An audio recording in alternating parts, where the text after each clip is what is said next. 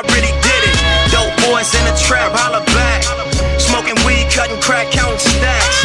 Do your thing, just remember it's a fact. All them niggas ain't your bros, all the cell phones tapped. You in the game, and the game is just that. See, it's winners and it's losers when your freedom gets snatched. And what you thought you wanted don't amount to what you had. Seeing that you lost them both, feeling like you about to gag. And while you gone, your daughter need a dad, and her mama need a man that can keep buying her bags. And it's cold, hurt you so much you gotta laugh. Future fuck. Now how you supposed to get over your past? You should just suck it up and do your time like a man sang. Nigga riding dick when you had the upper hand, talking like you ain't shit. In the marathon you ran wasn't nothing. How this shit go but keep hustling.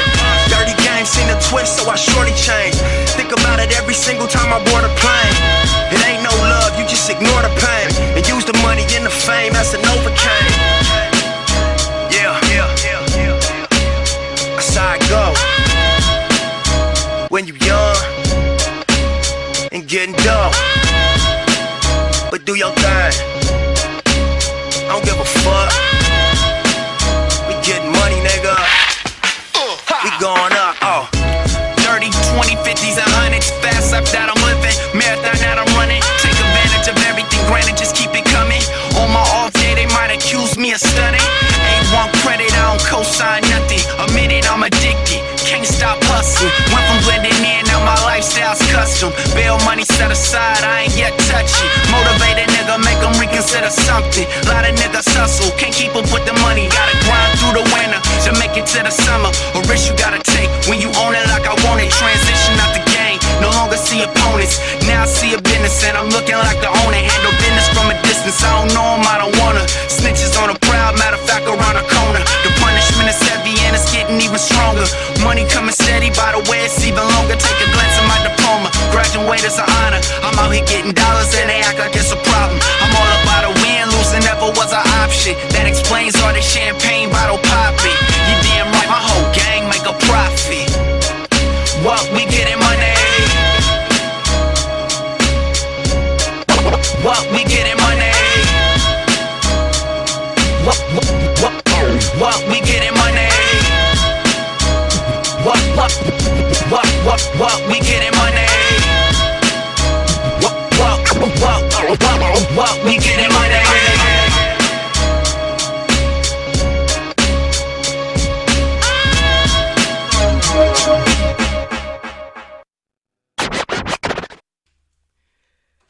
The hip-hop writer is a creator, composing understanding words of cultured brilliance, powering a rebalance of the elements equally. Pages of rejuvenated reaffirmation. Simply the almighty leadership of insightful craft work that stands to build through any confrontation born to be. Yet his daily duty is as a journalist that questions properly, uses his ears for the good to filter the real. And as the art decays by dilution, he concentrates the best again and again, exposing it in the print.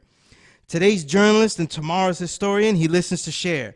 Here is that necessary attempt executed again and again and again. This is the Power Right Show on S.STREET Media. This is your brother, the lone low life with the home sewn garment, the Boricua with the build, the true and living God stepping in score, Sunyez Allah, a.k.a. Skillustrator Low. And we're on S.STREET Media, the evolution of media, where every intrigue will have its own show, every incredible thought will have its own episode, and every timeless insight will be archived. Again, this is the show about my element of hip-hop, the writer of what I call art on art and science on music, something creatively written on the works that we are talking about in all of these elements that are really endless. They should be endless, you know, just like KRS's Gospel of Hip Hop noted. They should be endless, you know. He named about 13 of them, and he didn't even name mine in there, you know what I mean? And of course, a better, stronger, because this is my angle, a better science on music, really details about the music. And this is the only show in history on this hip-hop writer element that I, a veteran over 20 years, getting close to 25, helped pioneer, you know what I mean? And I got a book coming out soon. I got a bevy of books that I'm finishing. Instead of writing articles, I want to go into this next decade just writing collections of ideas and essays and things that go together. I want to work into more books. There's a lot of things I've been able to write down and catalog over the years. So this book coming up first is going to be called The Filtered Real, Essays from the Invisible Renaissance, you know?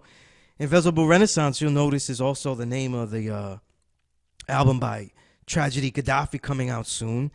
And that came from an old interview I did with Tragedy Gaddafi. And I explained to him about what I see as this decade as the Invisible Renaissance. And he loved it, named the album after it. And he's going to have a release party, you know, with DJ Toshi, brought to you by DJ Toshi and Doc Ock, and for their Rock the House series at the Delancey soon. I think it's going to be May 15th, Wednesday night. So, and yeah, I'm going to host that one. You know what I mean? I'm going to host that one. Hopefully, all the other artists on the bill I like.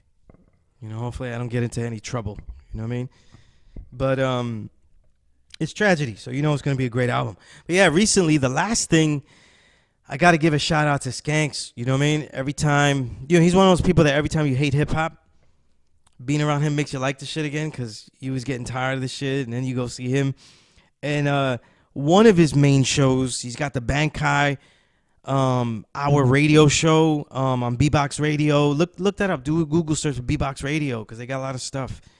And archives for the Bankai Hour, which I was honored to do that as well a couple of months ago. But I recently did the Hip Hop Brainiac show, and hosted by Skanks, obviously. And it's a dynamic show, you know, where he really gets great trivia, man. And I learned some things I didn't even know, you know what I mean?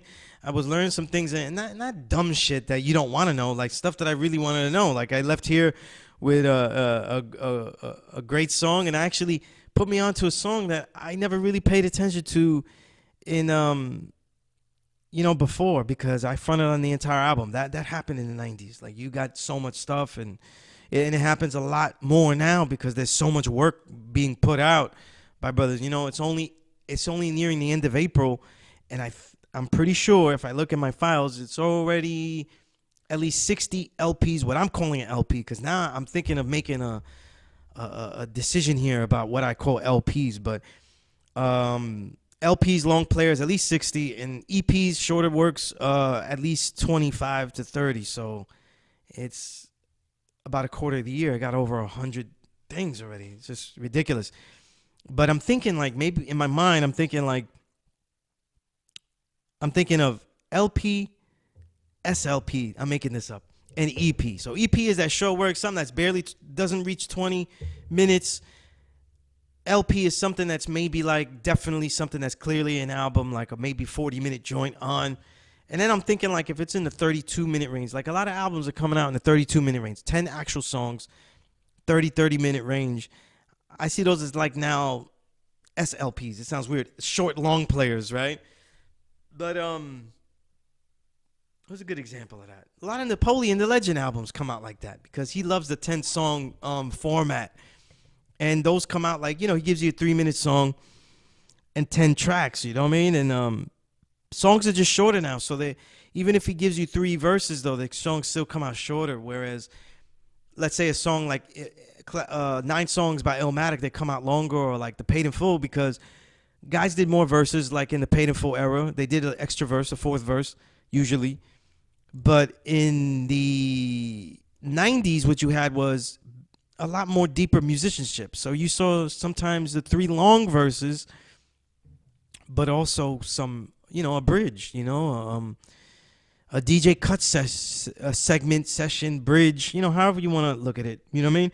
But anyway, I couldn't really denounce like a 10-song joint, because, you know, the 40-minute record, the 30-plus minute record, that still is like album worthy, especially back in the vinyl era, like in, you know, if you look at old genres, like a lot of old salsa records, jazz records and stuff like that, you know what I mean?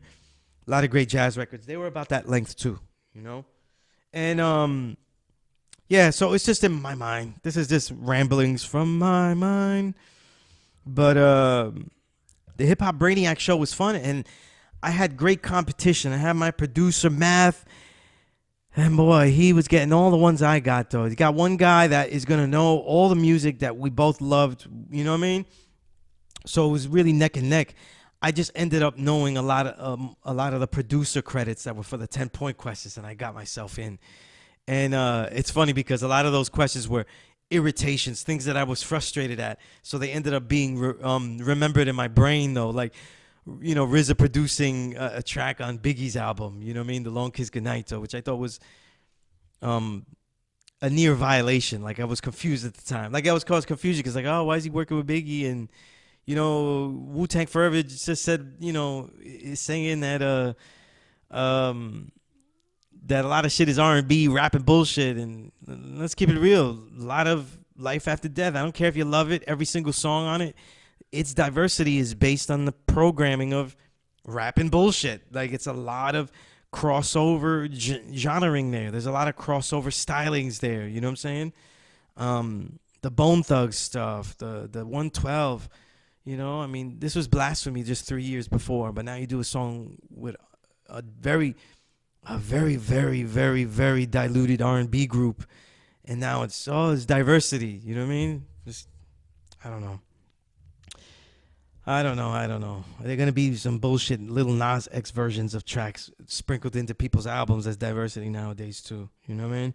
But the Hip Hop Brainiac show was really great though. It's fun to listen to. It's fun to get it. And I still have trouble getting verses that people throw at me, especially if they're not in the cadence they originally came in though, because I'm overloaded. So it just I can't. I won, but I still can't forgive myself for not getting Guru. I missed the Guru verse from Suckers Need Bodyguards. I think about this at night, though. It has woken me up a couple of nights in a row, you know what I mean? That I should know that. And I was playing that the other day, though, you know what I mean? I don't know. It's just the overload. And today, as a journalist, when you're a journalist of the now, it is almost like not doing your homework when you're listening to other genres of music. You know what I mean? You have to constantly think of them like homework. So if I'm listening to some jazz or if I'm listening to hip hop that isn't from now, it's almost like I'm cheating. You know what I mean? Not doing my homework. But I guess that's why I'm not so sharp at it anymore like I used to be, But this whole hip hop stuff, this episode is there's going to be many parts. If I remember all the numbers, there'll be 3, 4, 5, as long as we go along, and they merit a whole show or of a large chunk of the show to call it that under that theme. But this show is going to be The Revolution Part 2. You know what I mean? And it's based off Nipsey Hussle. I still want to talk about Nipsey Hussle because people haven't really talked about Nipsey Hussle as an MC. They haven't really put his work into his work in the community, his work as an artist into context, and also put them in the context of other artists that do stuff. There was only like a couple, maybe an article or two that said, look, these are other artists that do stuff in the community. And they mentioned people like Queen Latifah and others, though. But that's not what we're talking about here, We're talking about revolution. And this was the banner that Nipsey Hussle was bringing us. And though I don't know, in my definition, in my perspective, what revolution is, I don't think that Nipsey Hussle was all the way there. But he certainly had a platform, an intention, a background, an essence, a vibe to definitely get there to that level. But I want to start with the art on art recital. I'm gonna pick something that kind of goes with what I was thinking, or just like these ideas of music and where they belong and how they inspire. And it was a tiny, short, little, almost like a short story dialogue that I had put into. It was a piece on Napoleon the Legend that I wrote, and the piece ended up being more of a free-form essay commentary, not only about his music, but also about other things. And I interspersed this little dialogue, and when I put it all together, I called it Dancing Clown, Singing Frown. It goes like this. Oh, there be crowns for clowns meddling with our frowns. It was that dynamically ravaged old man, the prelude to any of our illness. In the world where if you sang meaningful jabber like a faithful dagger, you ought to have a symphony. His meddling would meander on his lips. They'd waver, actually. And we young ones thought it was sadness. What it was really was a very composed and aged anger. He'd say, how long you been singing that ditty, old man? We'd say to him, you disrespectful piece of shit. We said Wu-Tang is for the babies. I meant that song you sing. Well, longer than those trees you like, and for most of the physical degrees you don't know about yet. That's a long time, I think, but why? And he said, you'll ask for that before you even know what it is, just like you asked how long before you wondered when. Damn, I was going to ask. Now he said, they used to say the funk is the mystery god. See, you stay in there, the groove, playing into her or just listening and listening. And you love it more and more. Bass crumpling in and never crumbling. Booming all hell but never to complete doom.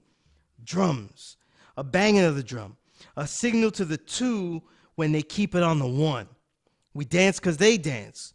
We think because those preachers, J.B., Clinton, Sly, told us some life in there. Man, this old brother loved that funk, but who be meddling was what we was trying to ask him.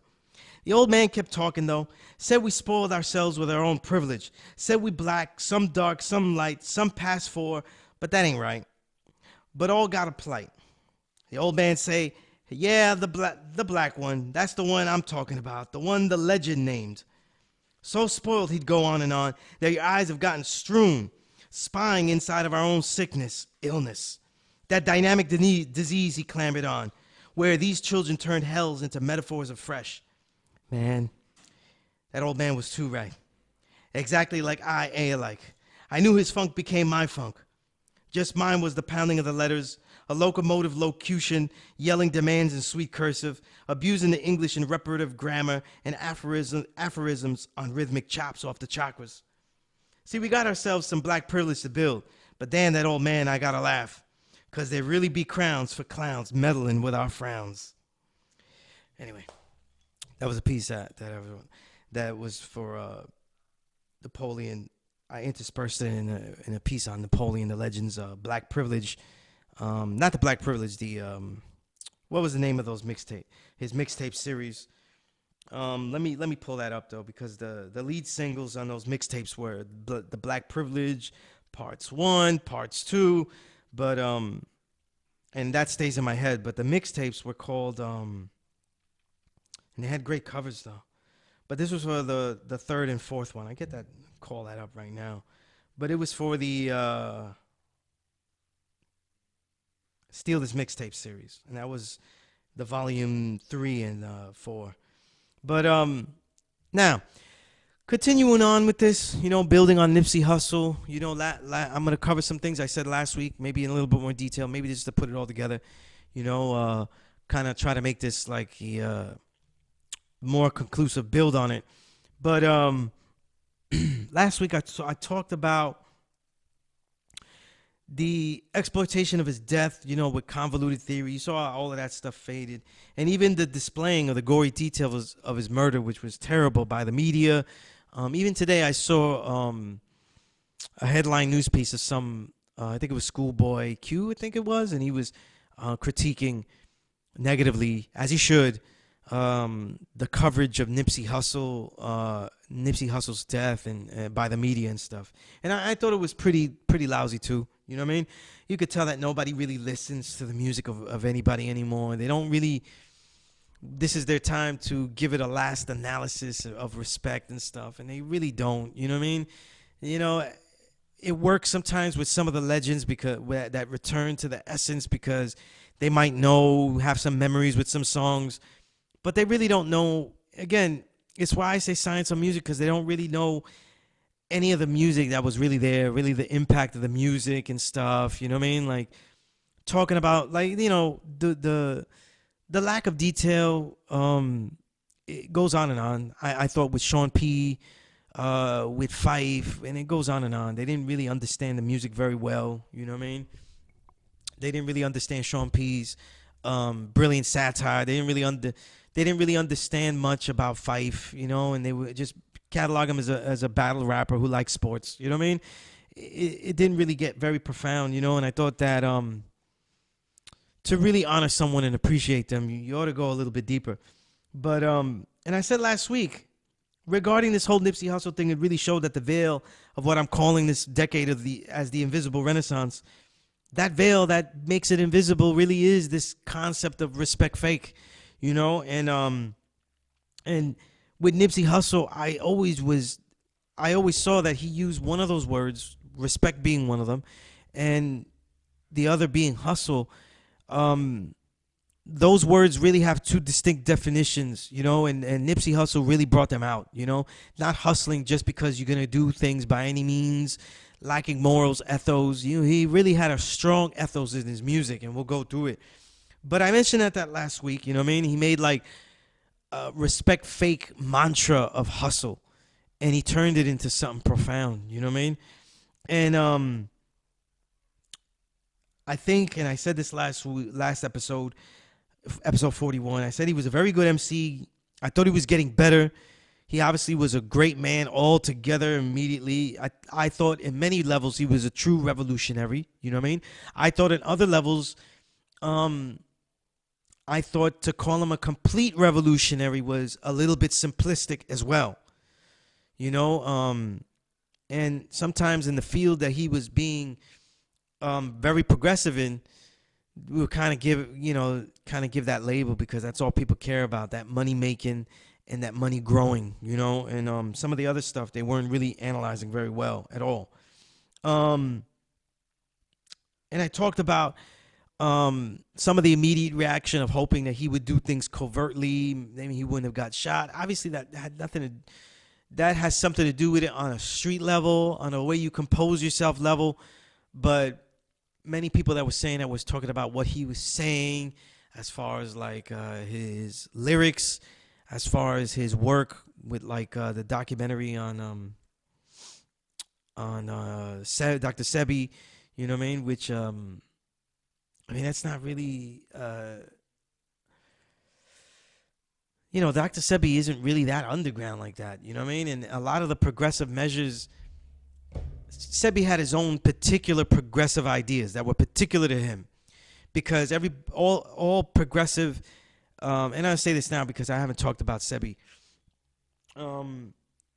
Progressive health, all of the doctors and proponents of progressive health that become personalities, whether they are black or whether they're white, they all have their own particular styles of protocol that they end up giving. There are types of protocols, I would say they're basic theorems, you know what I mean? For Dr. Sebi, though, it was so simplistic that it ended up being progressive. Like, he always focused on the negativity of mucus. So saying that the presence of mucus is the presence of disease, you know what I mean? And that was great because it keeps it simple, you know what I'm saying? Like, a person that has lots of mucus should really know that they're doing something that is triggering inflammation. You know what I mean? So it's not much different than, let's say, Gary Null of the 80s, 70s, 80s, and particularly in the 90s, talking about anti-inflammation. You know what I mean? Because that's where all the science was going. I'm forgetting his name though, but he was famous for the vitamin C drips. Like, because if you take a drip of vitamin C, for example, they started to use that in the cancer centers, progressive cancer centers, right? And whereas a person, for example, can only take a small amount of vitamin C every couple of hours because it's a water soluble antioxidant. So it's gonna give you diarrhea if you OD. You know, it's not like a B vitamin where you take a whole bunch. It's fat soluble, so it stays in there longer and slower. So the vitamin C, taking it through the blood, you can take almost 10,000, 15,000 milligrams. You know what I mean? Which is, most people can't take 1,000 at a shot. You know what I mean? And certainly, as an example, you buy a Tropicana orange juice, you're only going to get like 90 milligrams in there, just to show you the contrast. So what Dr. Sebi was doing, and then you had like you have a catalog and you pick out different juices for detox and things like that. He didn't make that concept up of having like different types of detox sets and things like that. He didn't really make that up, but applying it to and marketing it to our people, I think in many ways, though, making it a lot more affordable, you know what I'm saying, than what people were dealing with, you know what I mean? Making things like chlorophyll and antioxidants something that our people were thinking about.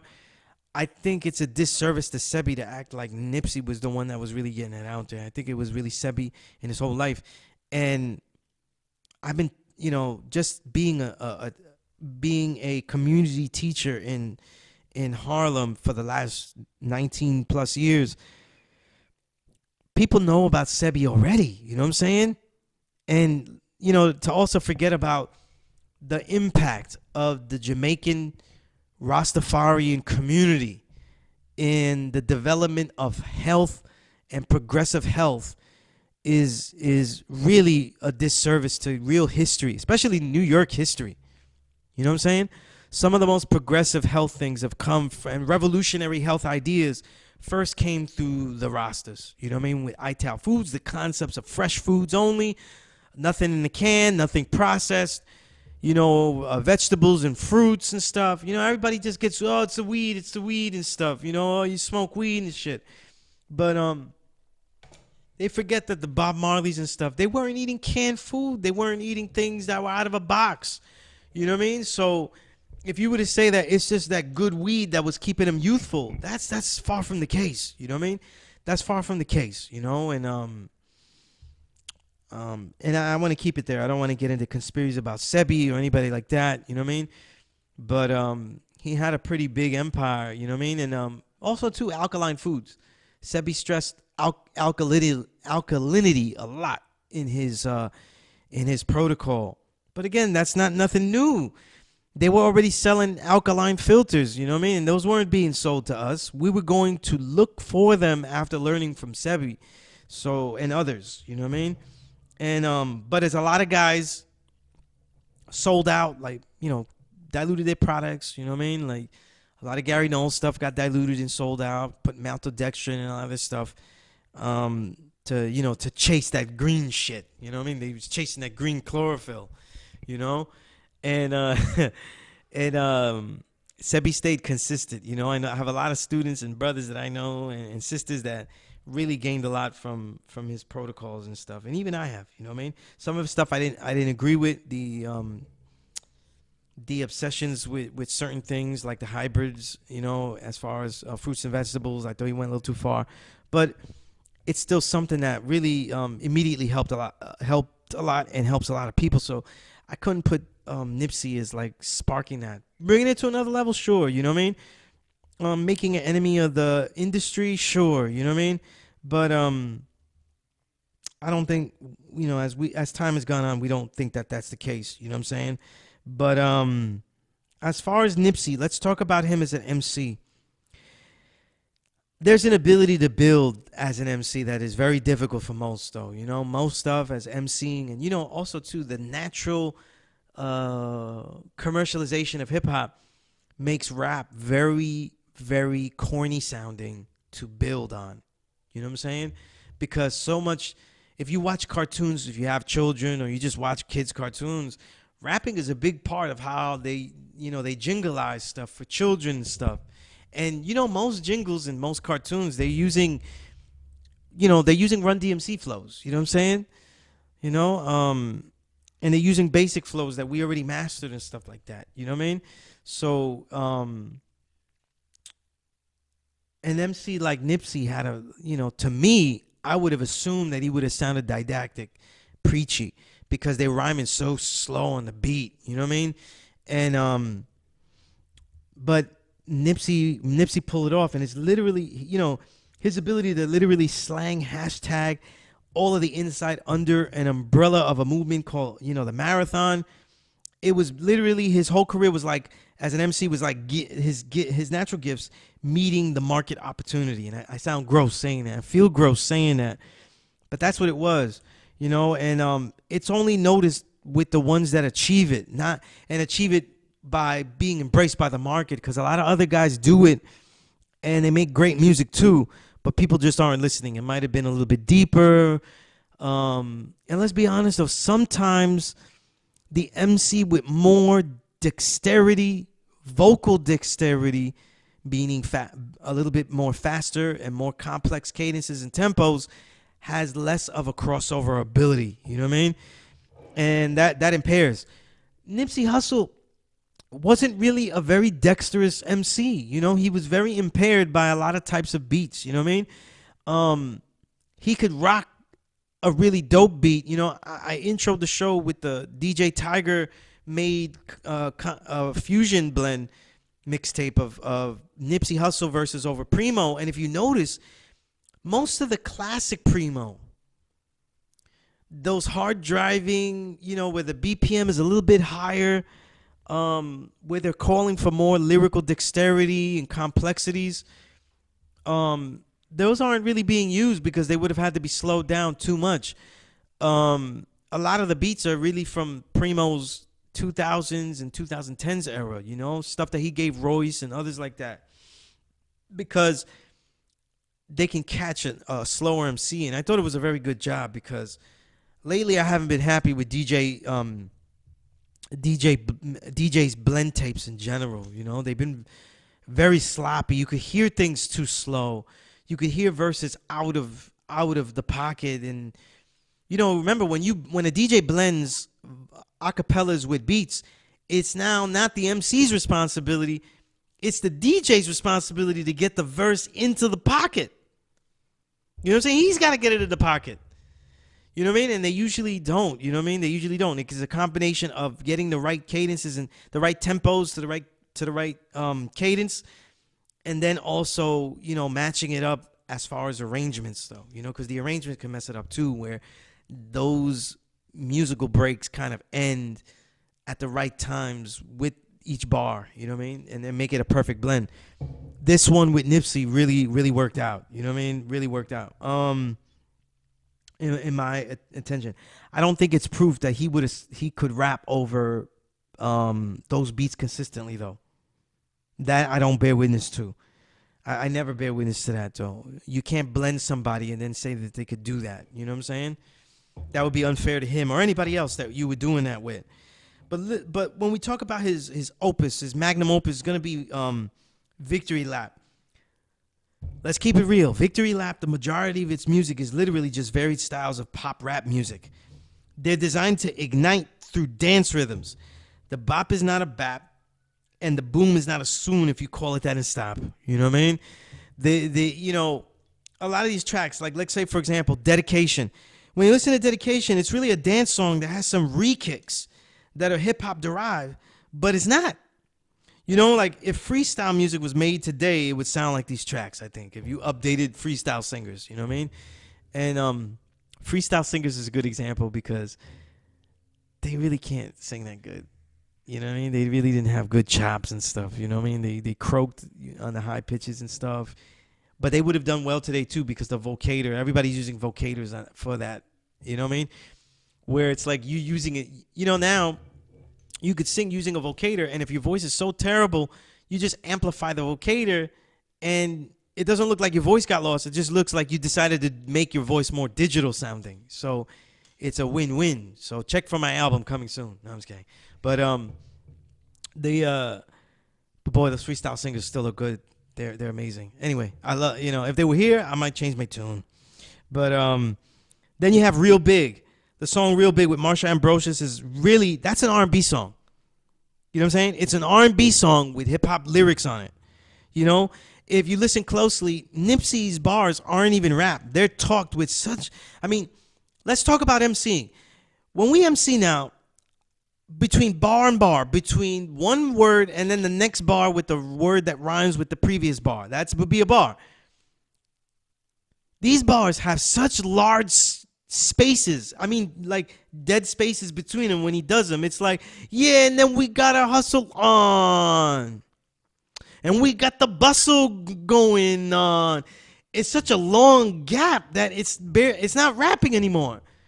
It's a talk. It's a talk that can be MCing. If they're real, we could accept that he's doing an MC style, but it's not really that MCing. You know what I mean? Like it's not a you can't use it as a testament to MCing lyrical dexterity. It's actually like where a lot of songs go. You know what I mean? Then you got Double Up, same point, but he's flowing a little more. It's not all talking, but a lot of talking. So you got Double Up. Yeah, I said Double Up. Then you got Young Niggas with Diddy, right? And I just listen to the beat only. It's really a lost A side for Total. You know what I mean? This song belonged with Total. Like it's an R&B track. You know what I mean? And it's funny. I was saying this the other day to Skanks. I call all this stuff trap bap. You know what I mean? Because it's music with open and completely free melody spaces. It's got these free melody spaces, so you don't need to MC on them. There's no pockets that demand the rhythm of skill. The trap bap of today, there is no pockets. There are no pockets that you can get wrong. You know, so it's almost like the pocket is like if you got a pants pocket, and this has to be the A&R's pocket. The A&R that Jizza was talking about, short arms, the deep pockets, that's the MC pocket that these trap bap songs have, because you can't really fail on them. The pockets are so big that if you stumble on the cadence and stuff, you can basically just harmonize. Like if that was the intention, like you could regroup on a flaw. You know what I mean? And that defeats the whole point of MCing. You know what I mean? This is why, like, in those pockets, by the way, if you hear, like, you hear a lot of times, and this is with the Kendrick Lamars and others, J. Cole too, you'll hear like people will get open, they'll go, oh look, he's double and triple timing rhyming, you know what I mean? But it's literally shooting baskets with no hoop. You know what I'm saying? So you're never gonna miss. You know what I'm saying? The hoop is about the size, you know, like of an ocean. You know what I'm saying? There's no scoring. There's no dunks. It's fake. It's fake posters. You know, it's fake posters. There's nobody guarding. There's no basket. You know what I mean? It's just easy to do. You know what I mean? Now I say all this to say that the page of the MC book, you know, when I talk about the page of the MC book, it's used as a stencil blueprint for exploitation. You know what I mean? It's abused and ruined daily, and the feat achieved by Nipsey to make strong music backed by the realest content of lyrics and dynamic delivery, cadence and tone is a rarity of achievement that we often award to everyone else, you know, that says the weakest shit on it, you know, and that's what makes the Nipsey retrospective, the Nipsey homage, it makes it fake to me, because all of the things that he deserved, they were lauding other people with this too, you know what I mean? Now, we ought not to throw away this edutainment tool of hip-hop just yet. I'm not saying that. You know what I mean? I'm here, so I have confidence still. But we need to learn how to decipher and actively decode it. Decipher and decode. See, the places as genius.com may help you decipher it. You know, what does it mean? Even offer explanation as to why did he say what he was saying. However, they cannot decide it meaning. When I say they cannot, actively decide, you know, decide its meaning, what does this mean in the context of my life? That's what I mean by decode. People could decipher a lyric and say what it meant, but to decode it is something else. It's something personal. You know, what does this mean in the context of my life?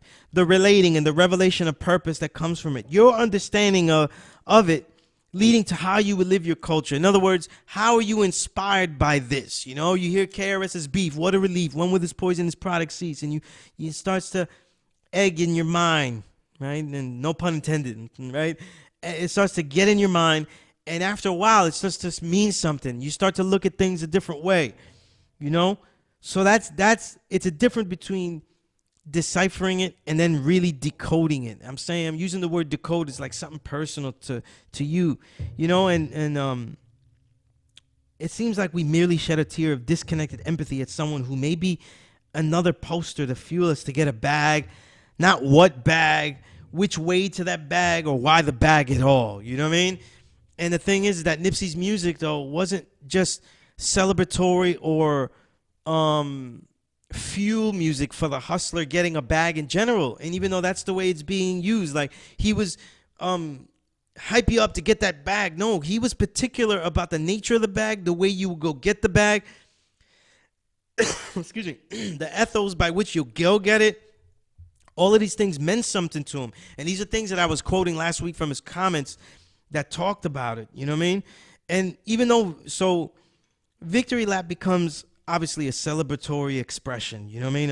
Examples of his songs, you know, in general, I say they have a shell of frivolity because that music, for all the details I mentioned, but the depth was deeper into the verses.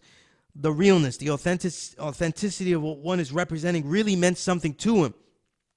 None of the people that were covering Nipsey during his when he was alive were talking about there is added value to his lyrics because it means something. No one did that. All of these commercial people, they didn't do that.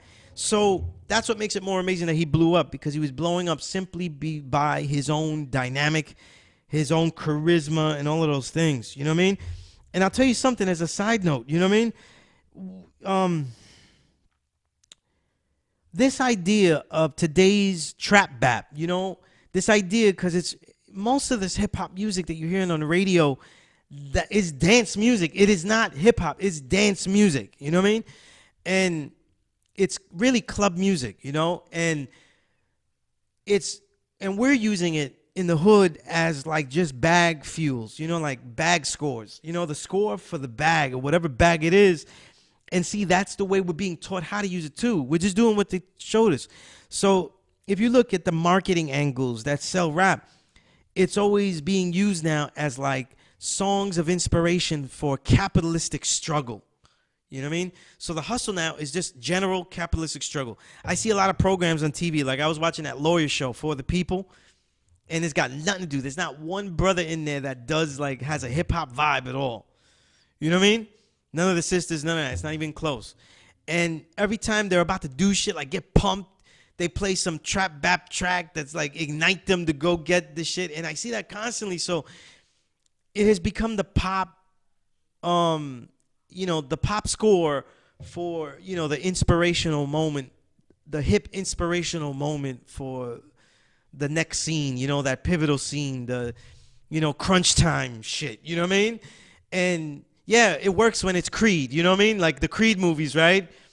But it looks, it's awkward as fuck to me when you see it in like, you know, regular like hip dramas and shit. And they don't have nothing to do with hip hop at all. Like nothing to do with the community, nothing to do with any of that. You know, I even see one of my favorite gentrifier show, that comedy Younger.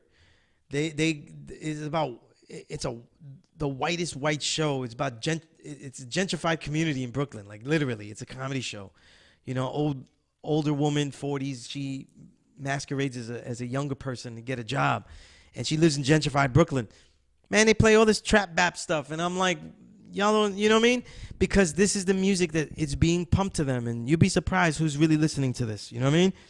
But then when you counter it and listen deeper into Victory Lap, you hear a constant lack of compromise with Nipsey in the fiery quotables. Like, look, probably one of the best ones in Dedication. I'll be damned if I slave for some white crackers, you know what I mean? He constantly had these real rugged, you know, quotables. And he also, I thought, you know, for all the criticism, if he had a more challenging music, right, he really could rhyme better over the years. He really could have gotten better, because I mentioned last week the Ninth Wonder track he did on one of the mixtapes. I think it was Marathon Continues. And he also had like different flows. There was a good cut and chop flow that had nuance in the tempo, a lot of emotive inflection on Keys to the City too. You know, and just the ideas were there. They were anthemic, you know, the ultimate anthemic individual. And it was anthemic with a real idea. So when he said on Sucker Proof, we're going to tell you to buy out the block, and we're going to support the businesses and create tourism around here. This is Crenshaw Boulevard. This is a famous street. He was really talking about those blocks. He was given a thing. And, you know, and I'm gonna leave that there, you know what I'm saying? And I don't know if I did quote some of the lyrics, you know what I mean? But throughout Victory Lap, he constantly reassured us that this victory is because of his quest and achievement of self-ownership and his dedication as a community builder, you know what I mean? As not only what he was doing, but also as the next thing to conquer, you know what I'm saying? And we really haven't really heard songs that detailed like that, as with a commercial tint of charisma since Tupac, you know, when we talk about it like that. Now, as far as like revolutionary songs that tell you what they intend to do in the community, nah, come on. I mean, that is such a disrespect when they go, yo, it's not done since Tupac. I mean, the entire 2000s literally was dominated by the prowess and the incredible work of Immortal Technique. You cannot cover the Dark Ages, and the best thing about the Dark Ages done from the booth to the street and the people without covering Immortal Technique. And I'll go on other rappers later, though, and other MCs to talk about that. But I'm just saying that as a side note because these are things I heard. Now, Nipsey's MC themes is what I love. I love an MC that really can rhyme about his themes. And his themes were always anti-black on black crime, a unity of black and brown, entrepreneurship. He talked a lot about fake niggas. You know what I mean? Definitely, obviously, you know what I mean? But it meant something, and it obviously, posthumously, it means a lot more. You know what I'm saying? Just like it does with Guru. You know what I mean? You know, he talked about the Judas and the crew, just like Guru, and that's pretty much how they fell victim. You know what I'm saying? A lot of their, you know, it's funny how the thing, you know, an MC is really, he writes his own journal out there. And when we see them fall victim to the things they rhyme about is because they're using these records like their own journal. And sometimes their own issues are coming out in there and they're working out things in the rhyme too. You know, they're real people. And you can only appreciate that, you know. You know, I could name all of the things that he did for the business and the betterment. What was that chart? I'm looking at it now where it said the people hired, assisted, and or impacted, they had gauged it at like 41,369. You know, the investments, the secured ownership in cryptocurrencies, the clothing store, the clothing line, the barbershops, the partnerships with other businesses, the reopening of the roller rink, and then in the innovation of the and I'm going to talk about some of those things, you know.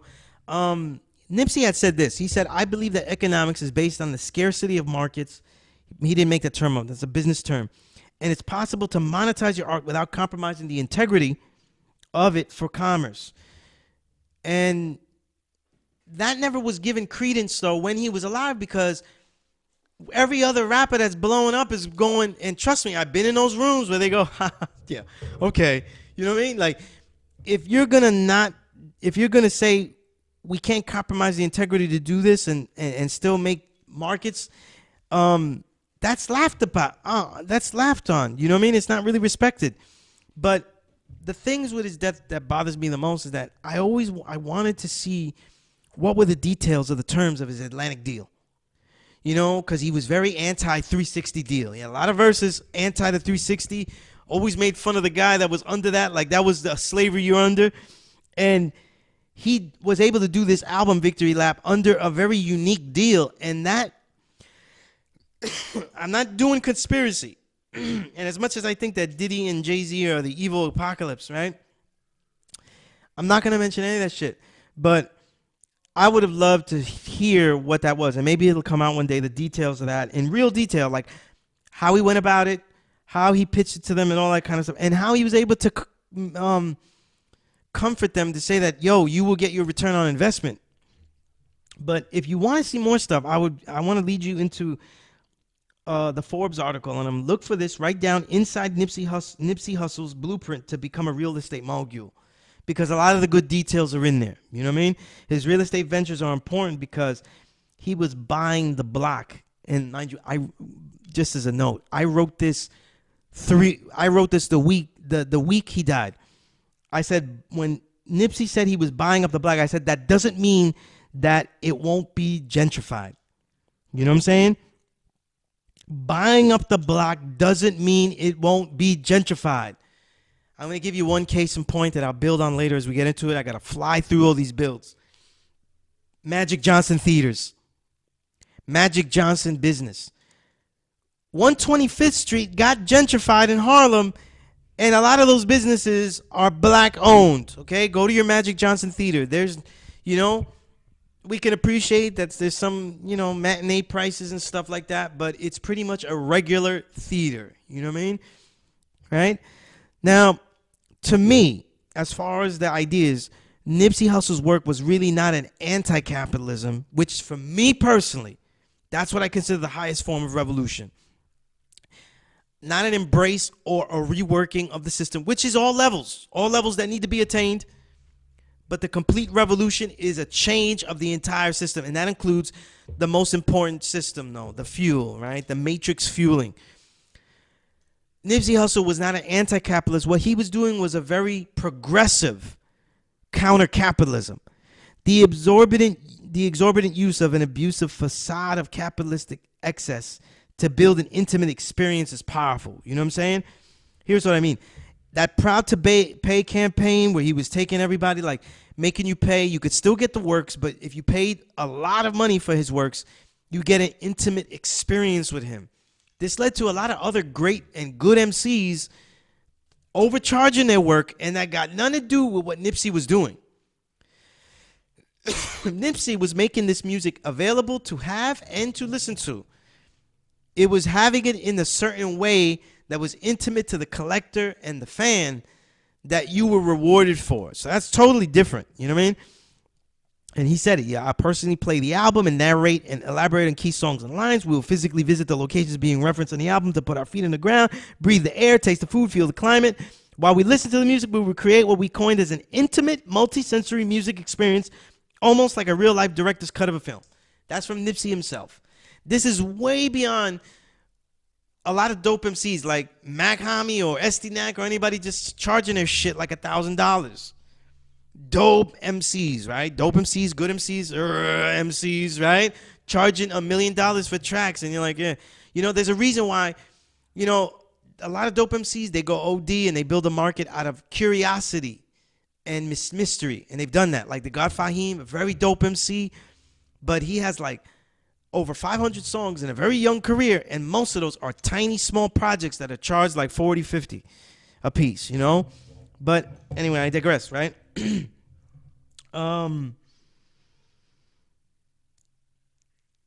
Talking about the music in general, what I felt is not really understood is this idea of the liberal arts versus real revolution. Today's music is really liberal arts. You have the Kendricks, the J. Coles, 2 Chainz, Jaden Smith, A$AP Rocky, Drake. You see how the content level is very diverse here because it doesn't matter what they're saying. The ones that are saying stuff like a Kendrick or J. Cole, they don't really say that much that is that deep. You know what I'm saying? They're not really that profound, and they're definitely not that revolutionary. They're not calling for a reworking of the entire system. They're calling out sins of the day that have always been common. In fact, I haven't heard a West Coast album as tough as Death Certificate since Death Certificate. Only Ice Cube's Predator album is as tough as Death Certificate in ideas and themes. And the only MC that really goes far into the progressive is probably like Planet Asia, and definitely probably the leader in all this, Razkaz. But you're not hearing deeper stuff like that in the MCs of today. It's really a liberal arts. And the reason I'm saying that is because what people don't understand is that the big labels now, they are like sports leagues, you know? They have invested, maybe if you want to complain, a lower level, definitely a shorter investment, you know? They're not giving like a 10-year deal, you know what I mean? Like they would an athlete like like, you know, like the great baseball players that are getting out, like Mike Trout or something like that. But the investment into rappers that are good investments that will go to the studio, they'll be at things on time, investing in their philanthropy is a big deal. Is a big deal. This is not something that they're going against the label. I guarantee you, if Immortal Technique, and it's another example, if he was on a label, they would not allow a lot of the well-meaning things that he does because they are dangerous and they are controversial. You know what I'm saying? It's going to be controversial to the you know, he's doing stuff that deals with the Gaza Strip. He's doing stuff that deals with the poorest communities, you know, dealing with things that people are not really dealing with. It's not just giving basketballs out to the kids. You know what I'm saying? It's not New Jack City where we just giving turkeys out and shit. You know what I mean? It's a little bit deeper. And for us to be thinking about revolution, to think about what is the difference between, right? What is the difference between when we go liberal arts and revolutionary ideas? What is the difference between those things? You know? So where does it belong is the first thing to think about when we talk about revolution. versus liberal arts, things that are okay, things that are expected, things that are fine. You know what I mean? And do we look at the music and or the actions? And to me, I'm going to be clear. It's got to be both. It's got to be both, because the format that started in the 2000s was MCs. I'm using these in brackets. I shouldn't have said MCs. Should have said rappers that are smarter than the verses they rhyme about. Strategically made records for markets, though, i.e., like Ludacris has a degrees, had college schooling like Lil Wayne. You know what I mean? And they sound like the dumbest idiot. You know, these aren't like Eazy-E where like, yo, they really don't have schooling, and this is the best that they do. You know what I mean? Like, Eazy-E needed Ice Cube to write some of this shit. You know what I mean? So if Ice Cube was born in poverty, he still was not trying to hide that he was intelligent. You know, this kind of shit. They weren't hiding their level of acumen or lack of. You know what I mean? And in the 2000s, you had the Ludacris's with advanced degrees. I mean, he had more advanced schooling about my career than I did. Can you think of that? You know what I mean? And their musical product, though, is a completely toned down, dumbed down version of their own ideas. And part of that is because it takes real skill to rhyme deep or rhyme about what you know, if what you know is a lot. That's one thing. But it's also with strategy. Look at 2 Chainz. That man is an old man and been around a long time, though. So he's rhyming frivolous things. And I was going to say here, if I have to explain to you that 2 Chainz really, really raps weak, and we're going to need a side episode. Like, meet me outside the studio. We'll talk about it for a minute or two. You know what I mean? But the thing is this. In the 2000s, you started to see the sacrifice of millions for the benefit of thousands. Meaning, they do a song that is the most frivolous, misogynistic, violent, frivolously violent song with no real direction. Savage shit. It blows up. It hits millions of people. And then for 1,000 people, though, they got scholarships for 1,000 people. You get what I'm saying? And this is where I really started to say, like, there is got to be, to me, I had to say, to gauge this music, you've got to do both. You've got to be great on the music, and you got to be sincere in the community work, because the judgment of that sincerity is very difficult. There's also, what is revolution? Revolution, that changing of the entire system that is not right and exact, and also the ability to have themes, concepts, and ideas that challenge that and change it. I come from the tradition of the 5%.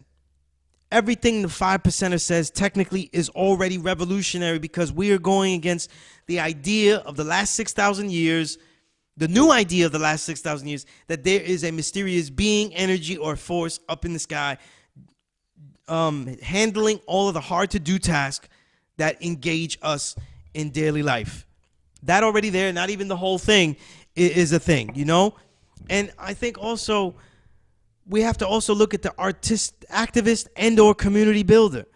The activist is up in the liberal arts section. They could be the Fat Joes, they could be those, but then the revolutionary is mixed into both of those worlds. So the Dead Presidents will be in the activist liberal actions, but they'll also be in the more revolutionary stands, like a Boots Riley, Zach De La Rocha, Blue Scholars, Bamboo, right? You know, out in the West Coast. You know, there's a difference between community work from revolutionary empowerment, you know, as opposed to liberal allowances, and those fields merge, and it's in the course of a lifetime that you see it. With Nipsey Hussle, the last thing I want to conclude on, though, is that Nipsey Hussle was showing that what he was going, the community he was building, and what was going to be there was going to be a forum for revolution. And that was the beautiful thing about it. He was not gentrifying the community, right? He was not gentrifying the community. He was not taking out and making well-to-do things for people that would displace the people there. That's what gentrification is, right? And it's also part of a long history, right? What he was doing, though, was saving and building the community and making it a viable living space for the people to grow and to build and to be greater.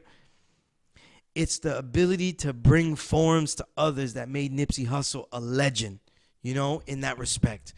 And the marvelousness of not a great musical record, not the most stellar abilities because they were still developing as an MC, but a completely perfect anthemic celebratory record that Victory Lap is, makes it more profound. And I would hope that all of us start to play his music not just as fuel for the bag, but just as Nipsey did, decide what type of bag this actually is and will be, right? A lot more on the revolution. Next week, I'm going to go into a lot of records, but I'm also going to go into a small segment I'm going to call Triple F, Fucked Up Funk Facts segment. You know what I mean? And it's going to build on this and all that kind of stuff. But until next time, there'll be a lot more stories to tell, writings to recite, and records to rewind and reminisce. I'm your host, Sunyas La, a.k.a. S.STREET. And as always, The Power Right Show is a never respect fake broadcast.